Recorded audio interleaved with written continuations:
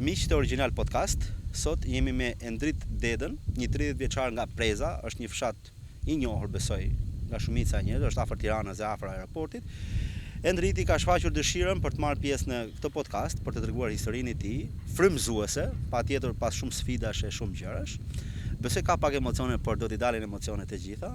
Është një histori shumë frymëzuese dhe shumë motivuese. Endrit, të falenderoj shumë që morë pjesë dhe kërkove të marrësh pjesë në podcast këtë bashkëbisedim me mua. Faleminderit juve për që pranuat domethënë kërkesën time për të marrë pjesë këtu në podcastin tuaj. Është kënaqësi e veçantë. Shiko Endrit, unë të kam thonë që jam pa skript, ne kemi formë bashkëbisedimi, mos e ki fare kompleks, edhe ta thash edhe më përpara që unë çdo pyetje që bëj nuk je detyruar ti përgjigjesh, sepse janë pyetje spontane dhe normalisht ka gjëra që ndoshta nuk do ti cekësh.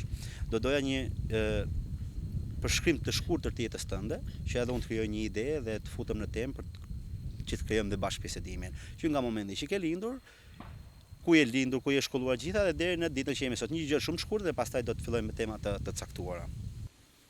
Po, atëherë është e veçantë mënyra se si jam rritur, kam lindur edhe kam jetuar, sepse ndryshe nga shumica e njerëzve të tjerë, unë më morën gjyshit, sepse nuk ishin djalë, edhe më rritën ato, më ndihmuan edhe sadopak domethënë në shkollimin tim,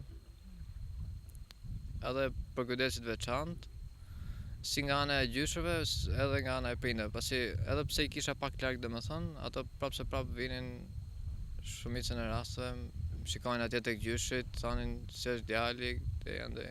Tashi kur thua je rritur te gjyshit, edhe me mbiemër je me mbiemrin e gjyshëve apo thjesht je rritur atje? Jo, nuk jam me mbiemrin e gjyshëve, jam me mbiemrin e... Po kur thua larg, ku ishin prindit? Janë aty poshtë afër kryqëzimit të... domethënë nuk ishit në të njëjtën lagje si thua. Ja, po. Veç kora afër. Ti je lindur në Prez? Po. Je rritur dhe Prez dhe jeton atje aktualisht? Po. Po, në Prez aty. Po.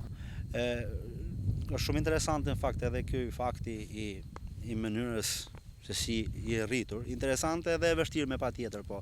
Na trego pak më shumë kush janë këto sfidat të rriturit me gjyshrit, kush janë të mirat, si është një jetëshkim I shkurtër. Kur bëhet fjalë për sfidat, atëherë kam pas goxha, që nga mënyra se si pasi mbarova shkollën e mesme, fillova domethënë në atë periudhë nuk u futa direkt në universitet, provova emigracionin.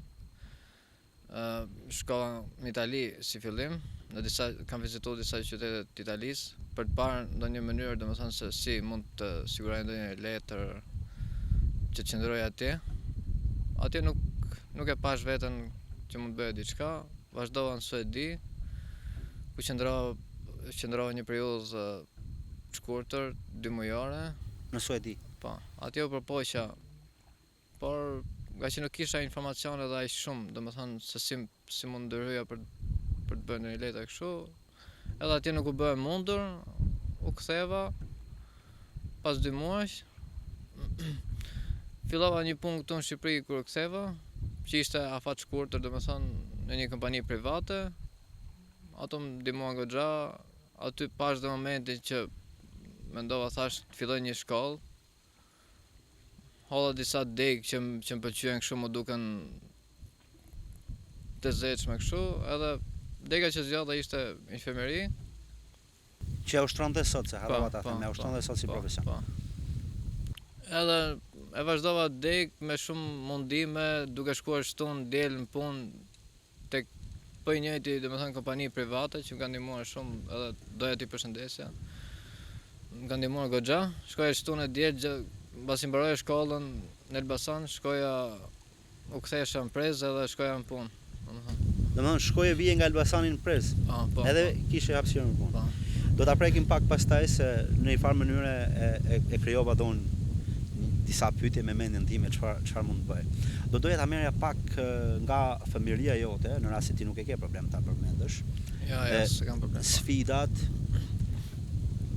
që ka një fëmijë, se faktikisht kur e mendon edhe thua që dikush është rrit te gjyshrit, mund të jetë dhe mirë. Se shumica e njerëzve e marrin sigurisht diçka e vështirë gjitha, po mund të jetë dhe mirë. Kështu që është rasti më i mirë të na e shpjegosh ti këtë lloj gjëje se sa të hamencojmë ne se si është jeta.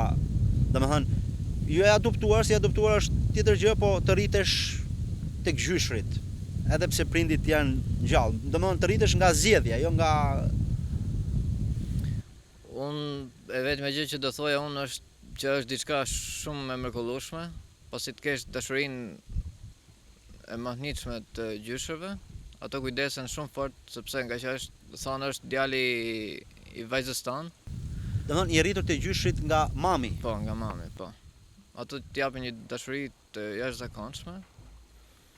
Edhe jam djerë si Në çfarë moshe të ke shkuar ti te gjyshrit? u kam shkuar që 6 muajsh. A, domethënë i rritur që bebe atje. Po. Okej. Tash mos ke shkuar shumë. Po edhe një dashuri e jashtëzakonshme ku jam djerë se di. Po kur në çfarë moshë ishe kur e morë vesh ti që ose e kuptove që ti je ke gjyshrit?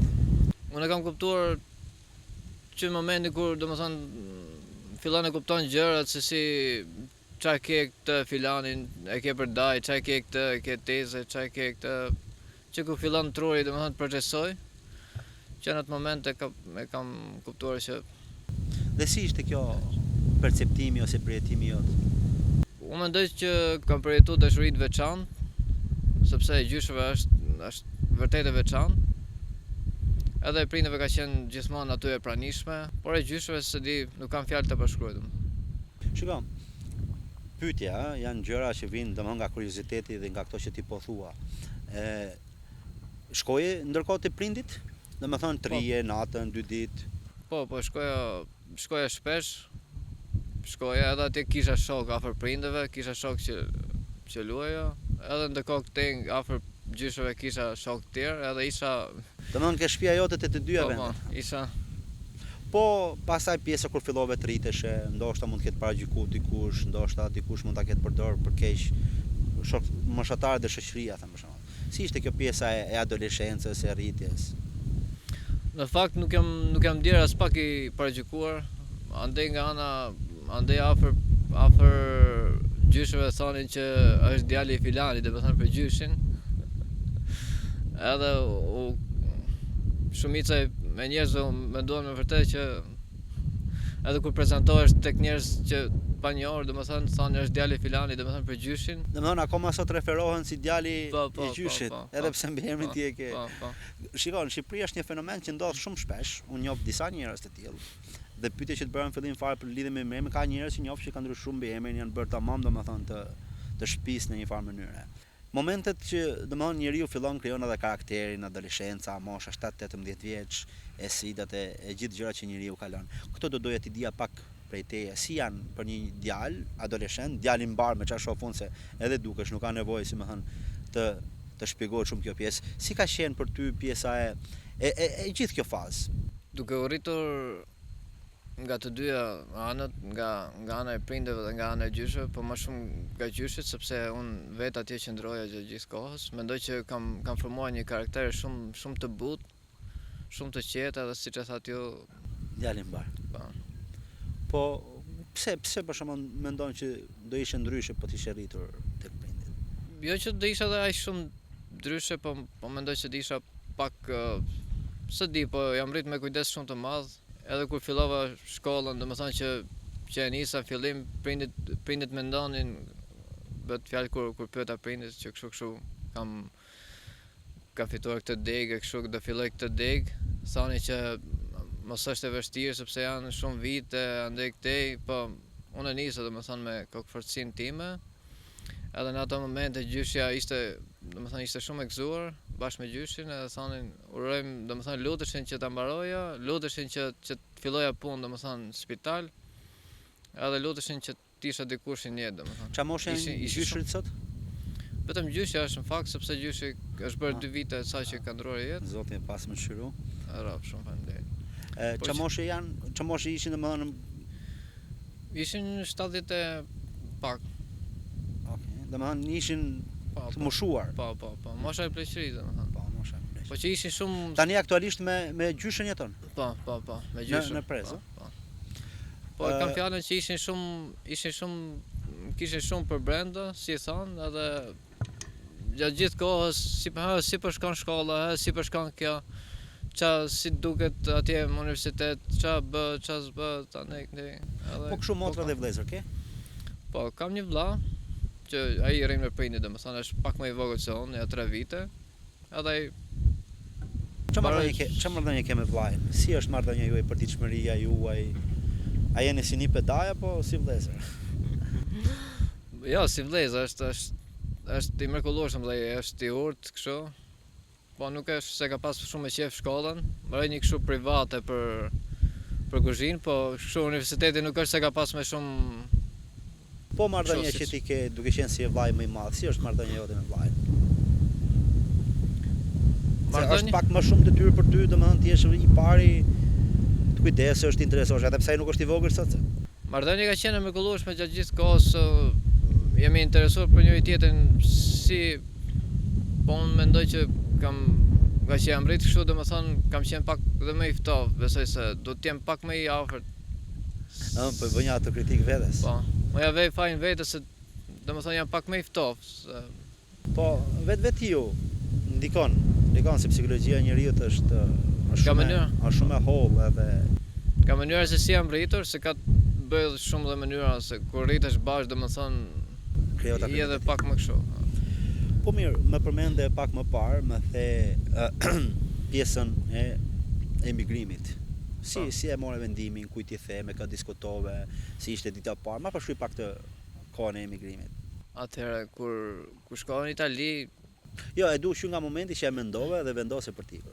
E mendova se provoj se si është jeta jashtë, ku isha këtu në Shqipëri. Edhe thash të shkoj, po mos i tregoj gjyshëve sepse do preken shumë. I referohesh gjyshë kur i thirrje apo mami babi? Mami babi. Po, mami babi. Mendova të shkoj kështu pa i thënë, domethënë, vetëm kur të arri atje. Edhe duke parë sigurova çdo gjë. Shkova në Itali. Atje u përpoqja, po nuk e pash veten, kam qenë nga bari, i kam marrë kështu qytetet si thon bar. Vetëm. Po. Po si nisesh vetëm? Ku zbrite? Na trego pak të historikun. Nga Durrësi deri në bari. Po. Dokumentat si ishte? Nga Durrësi deri në bari, pastaj qëndrova gati një javë atje, u njofta me disa shqiptar. Ku qëndrova? Qëndrova me disa shqiptar nga Durrësi atje, me ca që i njifja, me ca shok. Domethënë e kishe dikë që të priste atje? Po, padyshim. E kisha si në bari, si edhe ku shkova, po. Po si reagu? Domethënë i ke pa i lajmëruar prindit? Lajmërova vetëm prindit në fakt, po gjyshit jo. Kur shkova atje si reaguan, si e pritën, si ishte? Thash më mirë të largohem pa lajmëruar gjyshit sepse ato ishin si moshe vjetër ato preken dhe më shumë. Ç'a moshe ishin? Isha 19 vjeç. Gjyshrit ç'a moshe ishin? Ato ishin diku ke 65, 66 edhe thash do preken shumë më mirë, thash e ndrit vazhdosh shiko. Po si i lajmërove kur arrit atje? Nuk pyetëm ku je sonte, kur u nise.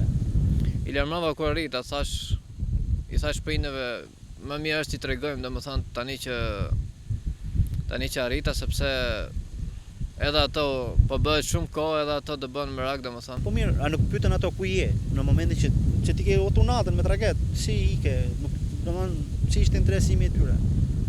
I thash vetëm që do largohem, domethënë do largohem për pak ditë. Do bëj një udhtim me sa shok edhe do kthehem domethënë, po jo për shumë ditë. Edhe ato menduan që ndoshta me një qytet të afër nga zona domethënë. Dhe si e pritën kur morën lajmin që ti s'do kthehesh, do kishe marrë rrugën e emigrimit? E pritën jashtëzakonisht, po. Kishin filluar duke qarë. Po si reagove ti? Kush i lajmëroi? I lajmëruan prindrit, se në fakt unë mbas barit unë shkova vizitova disa qytete kështu, domethënë nga bari e lartë, pastaj shkova Milano, se kisha tezë në Milano. Atje i thash tezës që të lutem, domethënë sigurohu që prindrit të jenë të informuar që unë jam këtu, edhe po qëndroj për ca kohë, pastaj fola dhe e bëra ditur edhe tezës që e bëm si tip plani bashkë, domethënë që të largohemi, shkojmë, s'e di. Po në Itali ke punu? Jo, s'kam. Domethënë nuk e gjetë vetëm të ikë. Po në Suedi pastaj si ishte Suedia? Suedia ishte mrekullueshme, aty u njofta me shumë njerëz nga vende të ndryshme, kam qëndruar me njerëz nga vende të ndryshme, nga Ukraina, nga Afrika, nga Rusia. Ishte vend I mrekullueshëm domethënë. Po pse se gjete veten atje? Shumë vend I zhvilluar. Po pse se gjete veten në Suedi për shkakun? Suedia më pëlqeu në fakt, po problemi është se ata refuzuan kërkesën time domethënë. Ah, okay, domethënë për çështje dokumentacioni, Po, nuk ishte po, çështje zgjedhje. Duke kërkuar pak ndjes për këto xhupat që veshëm, po pak ftoftu edhe duke qenë se gjithë njerëzit e dinë që ne I kemi gjëra spontane dhe të paprogramuara, e ndalum regjistrimin dhe kemi veshur këto dy xhupat. Thjesht po I lajmërojmë, nuk është se po kërkojmë leje. O Endrit, shiko. Unë me mendjen time, domethënë I fantazoj pak këto gjërat që ti ke kaluar dhe jam I bindur që e ke edhe atë edukatën që mos t'i nxjerrësh këto gjërat duke menduar që mund të jenë keq ose dikush mund dal keq e gjitha. Do doja shumë prej teje të më thuash gjërat me energji pak, a kupton se unë e di shumë mirë se çfarë mesazhi ke për të transmetuar ose si mendon gjërat. Ma thuj pak si ka qenë kur u ktheve në Shqipëri. Nga këtu do doja ta dija pak të historinë. Ma thuj pak. Atëherë pjesa e rikthimit ishte në trurin tim ishte fokusuar se diçka e vështirë, sepse unë prandaj u largova nga që shikoja shumë të vështirë këtu për çfarë përpara. Edhe mendova ku do shkojnë tani, do shkoj prapë në Shqipëri. Edhe si dia bëj se unë nuk se kisha ide në shkollës që do vazhdoj shkollë, do bëj këtë, nuk kisha si plan domethënë të caktuar. Edhe mendova tani do shkoj në Shqipëri, çfarë do bëj, si qysh andaj. E vetme gjë që kam pas mendja është që kur nuk zadërzohem, pavarësisht gjithçkaje, as s'jam dorëzuar asnjëherë domethënë. Fillova punë diku në privat, siç e thash. Punë fizike ishte goxha e vështirë, sepse unë isha pa shkollë, nuk mund të filloja punë tjetër. Siç këtu edhe ata që mbarojnë shkollën edhe kanë vështirësi. Po, është realitet shumë I hidhur në fakt, edhe ndodh shumë rëndom këtu ne. Edhe punova atje në privat, pash mundsinë për të futur në universitet edhe fillova domethënë me shumë. Po kush të nxite për pjesën e universitetit? Si ishte ky vendimi që mora? Për pjesën e universitetit kur ishte më nxiti një shok domethënë që kisha aty tek puna, aty në privat është një shok që e përshëndes sot sepse është dhe jashtë shtetit, po. Është dhe jashtë shtetit, Urim Islama, një shok I mrekullueshëm nga Kuksi, që më nxiti edhe falenderoj jashtë mase pasi shkolla për mua është gjithçka edhe domethënë ai më ka nxit drejt sa e parë. Po, ka nxit drejt gjithçka. Një mini ndërhyrje. Se kohët e fundit me thënë drejtën edhe unë kam filluar reflektoj shumë me njerëzit që shoqërohem me gjitha, po është pak e vështirë në ditët e sotme të gjesh njerëz që të nxisin dhe të marrësh vendime të tilla, njerëz që domethënë ti sot thum ka ndryshuar jetën. Që ndoshta mund edhe të kishte ardhur me kalimin e kohës, por përderisa është dikush që ti e falenderon gjatë gjithë jetës, është njëri me shumë vlera dhe përshëndes dhe Urimin edhe pse nuk e njoh. Po, është me të vërtet sepse më kanë nxitur drejt gjithçka, domethënë, sepse shkolla për mua ishte gjithçka, ishte diçka, edhe pse me shumë vështirësi kam luftuar shumë nga privat duke punuar, duke bërë punë, ik nga I punë, filloj tjetër vetëm që të mbaja shkollën. Goxha e vështirë. Sepse prindit gjysh me çfarë do më ndihmojnë. Ato kishin punë të veta, hallet, gjërat edhe pensionista. Unë do t'ja dilja vetëm atje në Elbasan, do të punoja edhe ti e ke bërë vajtjarë dhe nuk e jetuar në Elbasan.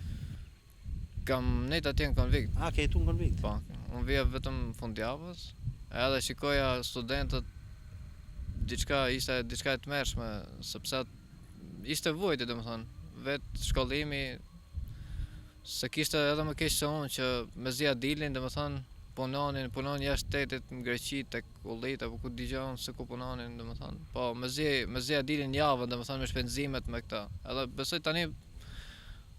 besoj akoma është e njëjta gjë diçka. Sepse ku do punojnë, si do I sigurojnë për studimet. Desha di pak më shumë në formë mesazhi këtë historinë punës edhe shkollës, të dyja paralel bashkë. Se shumë veta mund të justifikohen me faktin, të rritë sot mund të justifikohen me faktin që nuk bën të dyja, është e vështirë, o njërën o tjetrën, por që ja pas ka dhe shembull, ja jeti rasti konkret. Ma shpjego pak në formë motivimi, se ti e ke kalu, kjo nuk është më diçka një sfidë për ty, është diçka që ti e kujton se e kaluara, një e kaluar, domethënë që të ka bërë sot ky që je. Ma shpjego pak me më shumë detaj këtë pjesën e kësaj. Po, për gjithë ato që thonë nuk i dilet edhe puna dhe shkolla, unë jam shembulli që them ja dilet, po, ja dilet. Unë isha në shkollë çdo ditë javës, ndiqja çdo orë, çdo orë mësimi, universitet edhe pastaj premtën largohesha për në Tiranë, nga Elbasani në Tiranë, atë shkoja çdo diel.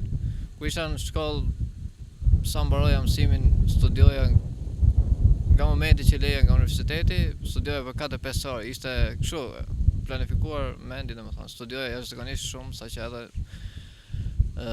studentët aty më thonin çka ka ndodhur kështu, domethënë, ato të sjellin në krevat tuk tek biblioteka. Studioja jashtëzakonisht shumë, shikonin kështu. Po mundohem tani të mendoj pak krenarin që mund të kenë pas gjyshrit që të rritën me këtë, si ishte përjetimi e tyre për shkollën tënde. Se realisht është një arritje se të vish nga shumë sakrifica e gjëra. Ato janë ndjerë krenar gjatë gjithë kohës, i thonë andej në për lagje që truni im është infermier, do e bëj gjithë për kështu.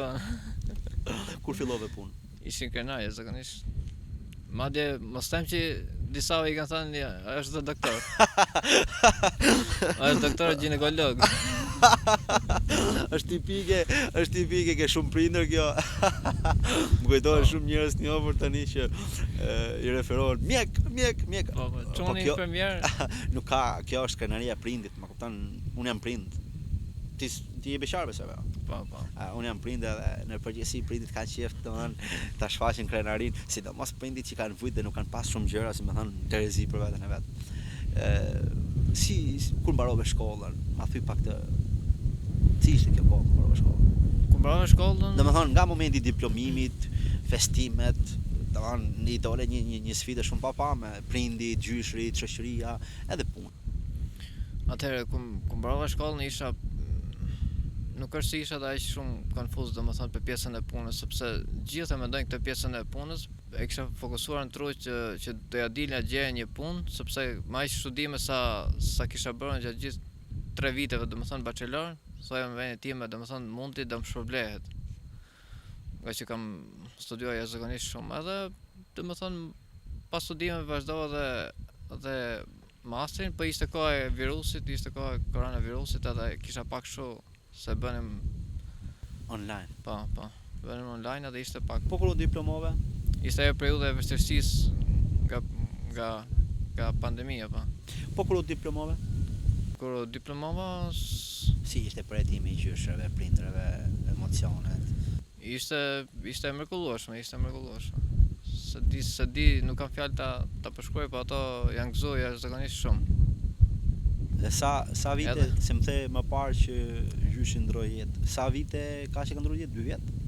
Po, 2 vjet. Domethënë e ka shiju pak të suksesin që ti arrite. Po, e ka shiju, janë gëzuar jashtëzakonisht shumë, po unë i thoja, domethënë që tani pas diplomimit është licenca, pastaj është puna, pastaj edhe të mbanin mendjen gjithmonë që po isha i sigurt që doja dile, sepse dohet edhe ato t'i bëja krenar, edhe domethënë shumë vështirësi po ja dolën. Po puna. Pas një lloj. Puna jote. Ku punon? Si punon? Oraret. Atëherë unë punoj në një spital privat, edhe me turne, domethënë si gjithë, sepse në spitale dihet që është me turne edhe kur është nata e vitit të ri, domethënë duhet të jesh atje për të shërbyer pacientëve. Tani që gjyshi jot ka ndruar jetë, ti jeton me gjyshen. Je bo tani kryefamiljari i zoti i shtëpisë, thonë se ne jemi pak a shumë nga njëjta zonë. Tani kjo marrëdhënia me prindit e tu, si është tani? Se je ti kryefamiljari, dikur do ishte gjyshi që do të rentonte, do të merrte, do të çonte, do t'i ftonte. Si është kjo marrëdhënia tani me prindit, që je i zoti i vetes? Unë tani me thënë drejtën e shikoj veten me shumë përgjegjësi, sepse siç e the edhe vetë, ndiem si krye familjar, ndiem edhe jam, edhe kam përgjegjësi si edhe për gjyshin që po bëhet edhe me vjetër, kam edhe më shumë, edhe më shikoj sikur i përballem edhe më shumë, domethënë i shikoj gjërat si më Marrëdhënie me prindit, si është me prindit?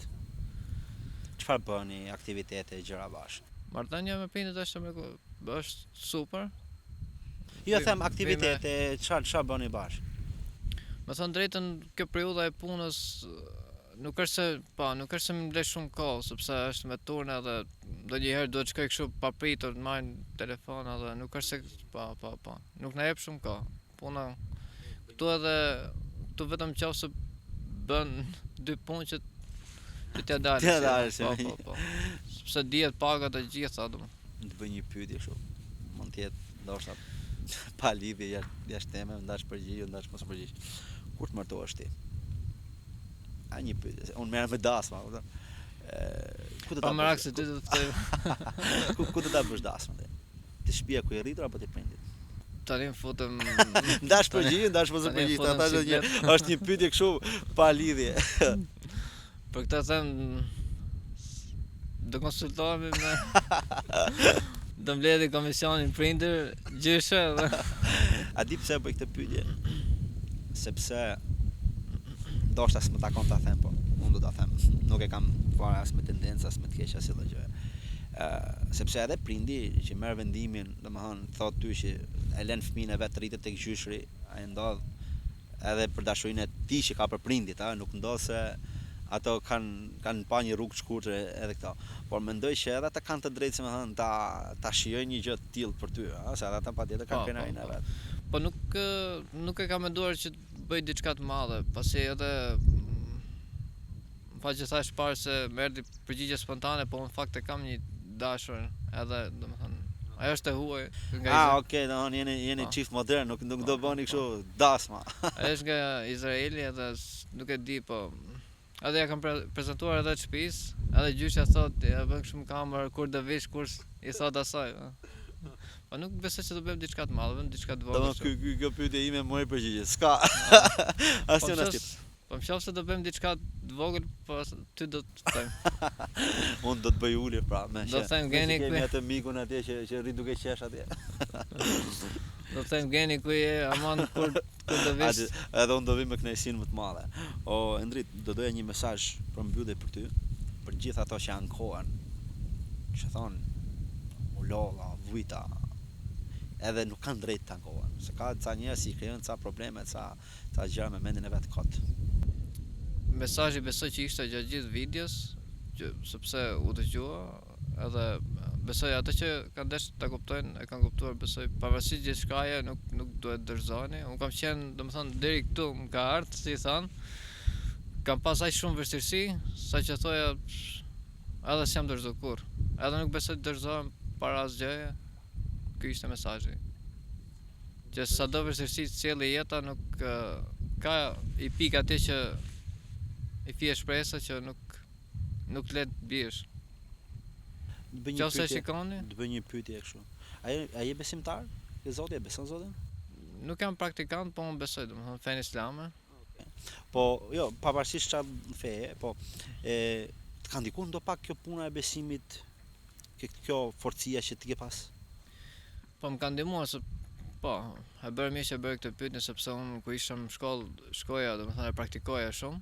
Po pastaj si thonë është tjetër gjë vazhdimësia, po ato momentet e forta, se ka shumë njerëz që domethënë mu personalisht në momentet e mia më të dobta, unë e kam thënë edhe në video të tjera që e vetmja gjë që unë kurrë nuk e dyshoj është që Zoti nuk ple vetëm.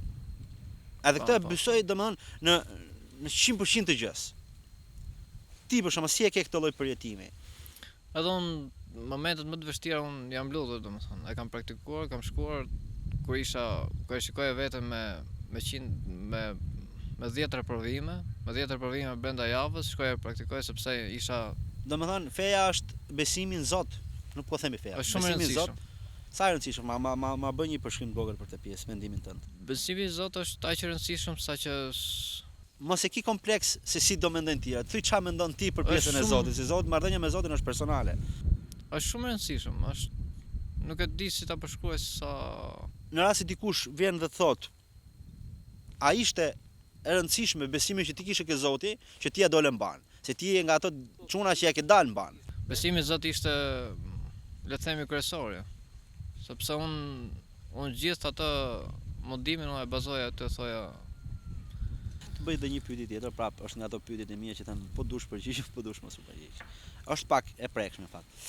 Si e ke përjetuar këtë kur ndroi gjyshi jetë? Pa atë kam përjetuar shumë keq. Shumë keq sepse duke qenë se ai mbreti domethënë jo si djalin e vet, po djalin e vet.